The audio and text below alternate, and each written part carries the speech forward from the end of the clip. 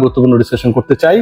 মুস্তাফিজুর রহমানের যে ট্যাগলাইনটা দেখছেন আপনারা, যে আপকামিং আইপিএল এ তিনি কোন দলে খেলবেন এবং সেখানটায় কলকাতা নাইট রাইডার্সকে নিয়ে হুট করে কেন আলোচনা করা হচ্ছে, স্পেসিফিক ভাবে কলকাতা নাইট রাইডার্স বা বাংলাদেশের মানুষের সবচেয়ে কাছের দল, সবচেয়ে কাছের রাজ্য পশ্চিমবঙ্গের যে দলটা, রাজধানী কলকাতা, সেই কলকাতা নাইট রাইডার্স বাংলাদেশের মানুষের সবচেয়ে প্রিয় অভিনেতাদের একজন, তাদের লাইফ টাইম শাহরুখ খানের যে দল, সেই দলে মুস্তাফিজুর রহমানের খেলার প্রবল সম্ভাবনা রয়েছে। এবং সব যদি ঠিক থাকে 16 ডিসেম্বরের নিলামে, অর্থাৎ এখন থেকে আর মাত্র 5 দিন পরে যে নিলামটা আবুধাবিতে অনুষ্ঠিত হবে, সেখান থেকে 32 জন বিদেশি ক্রিকেটারকে নেয়ার, নিলামে বিট করার সুযোগ থাকছে 10টা ফ্র্যাঞ্চাইজি। এবং সেই 32 জন ক্রিকেটারের মধ্যে বাংলাদেশের যেই সুযোগটা রয়েছে পিক হওয়ার ক্ষেত্রে মুস্তাফিজুর রহমান সবচেয়ে বেশি এগিয়ে, এবং তার ক্ষেত্রে Kolkata Knight Riders is going to be the probable franchise. এই আলোচনাটা আমি কেন করছি, যৌক্তিক কারণে করছি এবং সেই যুক্তিগুলো আপনাদের সাথে বলতে চাই। আমি যদি আপনাদের সাথে শেয়ার করি, খুব ইন্টারেস্টিং পার্ট যেটা, যে আপকামিং যে নিলামটা রয়েছে সেই নিলামে কলকাতা নাইট রাইডার্স দে আর আ টিম, যেই দলটার আসলে অপরচুনিটি রয়েছে, আমার কাছে যে তথ্য রয়েছে সেই তথ্যের ভিত্তিতে আমি যদি বলি, তাতে সর্বোচ্চ 5জন বিদেশি ক্রিকেটারকে তারা দলভুক্ত করতে পারবে। 6 জন বিদেশি ইনফ্যাক্ট। কলকাতা নাইট রাইডার্স এর হাতে রয়েছে প্রায় 65 কোটি রুপি, এবং এই 65 কোটি রুপিতে কলকাতা নাইট রাইডার্স কে কিনতে হবে 13 ক্রিকেটার, 13 জন ক্রিকেটার কলকাতা নাইট রাইডার্স কে কিনতে হবে। এবং এই 64.30 কোটি রুপির মধ্যে 13 ক্রিকেটারের মধ্যে 50% তাদেরকে বিদেশি কোটার ক্রিকেটার কিনে সেটা ফিল আপ করতে হবে। আপনার 31 জন বা 32 জন বিদেশি ক্রিকেটারকে দলগুলো কিনবে, তার 6টাই কিনতে হবে কলকাতা নাইট রাইডার্সকে। এখন যখন এরকম একটা দল যারা 6 জন ক্রিকেটার কিনবে বিদেশি ক্যাটাগরি থেকে, কিনতেই হবে, এবং তার হাতে টাকাও রয়েছে, এবং তার হাতে মুস্তাফিজের মতো একজন ক্রিকেটার রয়েছে যাকে পিক করা সম্ভব, শুধুমাত্র মুস্তাফিজ পিক হলে বা তাকে কেনা হলে ওই পার্টিকুলার ফ্র্যাঞ্চাইজির তার ঘরের মাঠ থ্রুআউট দ্য আইপিএল কিংবা পারফরমেন্স বেসিসে মুস্তাফিজ এই মুহূর্তে যে অবস্থা রয়েছে সেই জায়গা থেকে কনফিডেন্স যোগাবে, ব্যাট এমন না, এর বাইরে একটা বিশাল ফ্যান বেস কলকাতা কেন্দ্রিক হয়ে যাবে বাংলাদেশের প্রায় একটা বড় অংশ দেশে বিদেশে। সো ওভারঅল যখন আপনি 6 জনকে পিক করবেন এবং সেই 6 জনের মধ্যে বাংলাদেশের 7 জন ক্রিকেটার, যারা বিদেশির 110 জন বিদেশি নিলামে উঠবে তাদের মধ্যে 7 জন রয়েছেন, সেই 7 জন ক্রিকেটারের একজন মুস্তাফিজুর রহমান, তার পিক হওয়ার সম্ভাবনা সবচেয়ে বেশি। কয়েকটা কারণ রয়েছে আপনারা জানেন। প্রথমত, যেটা কলকাতাকে এমন না যে 1-2টা ক্রিকেটারই নিতে পারবে, তারা নিতে পারবে 6 ক্রিকেটার। এমন না ক্রিকেটার, তাদের এই 6 ক্রিকেটার নেয়ার জন্য হাতে রয়েছে 15 কোটি 20 কোটি রুপি, তাও না, সবচেয়ে বেশি বাজেট রয়েছে তাদের হাতে। সো এটা একটা কারণ। দ্বিতীয় কারণটা খুবই ইন্টারেস্টিং। মুস্তাফিজের আইএল টি20 পারফরমেন্স যদি আপনারা দেখেন, সেখানে যে পারফরমেন্স করছেন, এবং এই টুর্নামেন্টে অনেকগুলো ফ্র্যাঞ্চাইজির মালিকানার সাথে কিন্তু ভারতীয়রা জড়িত। আইপিএল ফ্র্যাঞ্চাইজি গুলোর সাথে যারা জড়িত কোওনার হিসেবে কাজ করে, তারা কিন্তু আইএল টি20 দলগুলোরও কোওনার। ওইখানটায় মুস্তাফিজের সবশেষ পারফরমেন্স যদি আমরা বলি, যে অসাধারণ খেলেছেন। গতকালের আগ পর্যন্ত যে পারফরমেন্সটা ছিল, 42টা বল করেছেন, 24টা ডট দিয়েছেন, 4টা উইকেট নিয়েছেন, এক কথায় অসাধারণ।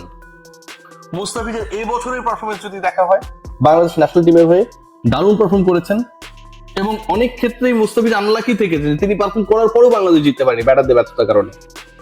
মুস্তাফিজুর রহমানের লাস্ট আইপিএল এ রিপ্লেসমেন্ট ক্রিকেটার হিসেবে যখন খেলতে গেলেন দিল্লিতে, সেখানকার পারফরমেন্স যদি আপনারা দেখেন, সবগুলো জায়গায় মুস্তাফিজুর রহমান তার টপ নচ ফর্মে রয়েছেন। এবং 2 কোটি রুপি ভিত্তিমূল্যের মুস্তাফিজ এবার আমার কাছে মনে হয় যে যথেষ্ট বিডিং হবে তাকে নিয়ে। তার ভিত্তিমূল্যের থেকে মোটামুটি 2 গুণ 3 গুণ যদি প্রাইসে বিক্রি হয়, সেটা আসলে অবাক হওয়ার কোনো কারণ থাকবে না। কলকাতা নাইট রাইডার্সের সেই জায়গা রয়েছে, অর্থ রয়েছে, প্লেসেস রয়েছে, এবং ইডেন গার্ডেন্স এর উইকেটে মুস্তাফিজুর রহমান যে কোনো দলের জন্য বিধ্বংসী হতে পারে। 50% অ্যাটলিস্ট ম্যাচেস কলকাতার ইডেন গার্ডেন্সে হবে, যেহেতু হোম টিম তারা।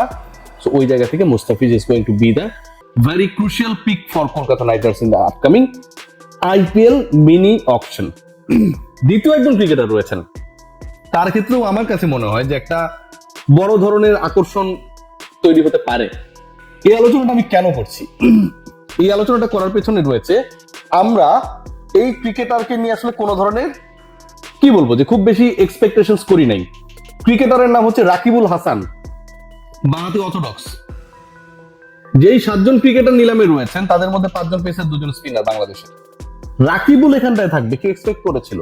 আচ্ছা ধরেন থাকলো, 1390 জন ক্রিকেটার রেজিস্ট্রেশন করেছে, রাকিবুলও করেছে, মানলাম এই পর্যন্ত ঠিক আছে। কিন্তু এই সংখ্যাটা যখন মাইনাস হয়ে গেল, মাইনাস হয়ে আসলো হচ্ছে 385, খেয়াল করে দেখবেন 1390 থেকে 350 মানে 1040 জন ক্রিকেটার বাদ পড়ে যাচ্ছে, 1040 জন ক্রিকেটার এলিমিনেটেড হয়ে গেছে। কিন্তু ওই 1040-এর মধ্যে it's a huge number, Rakibul বাদ পড়েন নাই। 30 লাখ রুপিস ভিত্তিমূল্যের রাকিবুলকে রেখে দেওয়া হয়েছে। কেন? বাংলাদেশি ক্রিকেটের এই কারণে? ডেফিনেটলি না। যে ক্রিকেটারদেরকে রাখা হয়েছে, এই রাখার পেছনে দুইটা বডির অ্যাক্টিভ ডিসিশন কম্বাইনলি কাজ করেছে। একটা হচ্ছে আইপিএল গভর্নিং বডি, আর একটা হচ্ছে ফ্র্যাঞ্চাইজি ওনারশিপে যারা রয়েছেন তাদের চয়েসটা কি। রাকিবুলের সবশেষ এশিয়া কাপে, emerging Asia cup, rising stars Asia cup, যেভাবে বলে না কেন, পারফরমেন্স ব্যাটে বলে ওয়াজ ট্রেমেন্ডাস। রাকিবুলের ওই পারফরমেন্সটা এবং বাংলাদেশ দল শেষ পর্যন্ত end of the day champion হতে পারে নাই, পাকিস্তানের বিপক্ষে হেরে গেছে। সুপার ওভার নিয়ে অনেক প্রশ্ন ছিল, but the way Rakibul played throughout the tournament, the Rakibul played against India, ইন্ডিয়ানদের কাছে সেটা ম্যাটার করে। তাদের বয়স ভিত্তিক দলে অনেক ক্রিকেটার কিন্তু ওই 240 জন যারা আসলে নিলামে উঠবেন, অধিকাংশই আনক্যাপড, অধিকাংশ ন্যাশনাল টিমের হয়ে কখনো খেলেন নাই। সেই ক্রিকেটাররা কিন্তু রাকিবুল ক্যাটাগরির ক্রিকেটার। সো রাকিবুলকে রাখা হয়েছে প্রথমত ফ্র্যাঞ্চাইজিগুলোর আগ্রহের একটা ব্যাপার রয়েছে, দ্বিতীয় তার last performance rising stars Asia cup, third যে পয়েন্ট তার প্রাইস হচ্ছে 30 লাখ রুপিস। 30 লাখ রুপিস, যে দলটা 64 কোটি রুপি নিয়ে নামবে নিলামে, যে দলগুলো 45 কোটি রুপি নিয়ে নামবে, 17-18 কোটি রুপি নিয়ে নামবে নিলামে, তাদের জন্য 30 লাখ রুপি দিয়ে একজন রাকিবুলকে পিক করা is not going to be a very tough task. So রাকিবুলের ব্যাপারে আপনারা মানেন আর না মানেন, এবারের নিলামে একটা চমক হতেও পারে। বাংলাদেশ ন্যাশনাল টিমের হয়ে খেলার সেভাবে সৌভাগ্য না হওয়া একজন ক্রিকেটার আইপিএল এ যদি পিকড হয়ে যান, তাহলে আমি অন্তত অবাক হব না, এবং এটা টোটালটাই হবে অ্যাকর্ডিং টু হিজ পারফরম্যান্স, তার লাস্ট পারফরম্যান্স অনুযায়ী। What about Rishad? আমার কাছে মনে হয় একটা বিগ অপরচুনিটি রয়েছে। অনেকেই বলছে বিগ ব্যাশে ভালো করলেই রিশাদ আইপিএল এ সুযোগ পাবে। নো ভাই, মানে আইপিএল এর নিলাম 4-5 দিনের মধ্যে হবে, রিশাদ বিগ ব্যাশ খেলবে পুরো 1 মাস জুড়েই। সো বিগ ব্যাশের পারফরমেন্সের পরে যদি নিলামটা হতো, তাহলে বিগ ব্যাশে রিশাদ কি করলো সেটার উপর ভিত্তি করে হয়তো আমরা বলতে পারতাম যেখানে রিশাদ ভালো করেছে দেখে আইপিএল এ পিক হবে।